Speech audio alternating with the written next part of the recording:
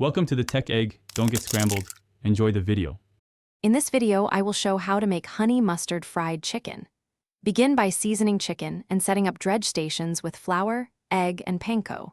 Heat oil to 350 degrees F and fry until golden and cooked through, about 12 to 15 minutes depending on piece size. Whisk together honey, mustard, and a splash of vinegar for the glaze. Toss hot chicken in sauce for sticky coating and serve immediately with pickles or a simple slaw for contrast.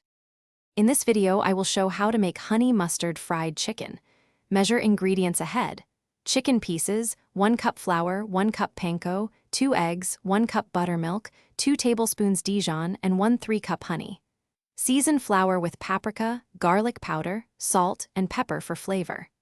Marinate chicken briefly in buttermilk to tenderize and help coating stick. Maintain oil temperature around 350 degrees F to ensure golden crust while fully cooking through without burning the exterior. In this video, I will show how to make honey mustard fried chicken. Dry each piece, then dredge in seasoned flour, dip in seasoned egg wash, and press in panko for extra crunch.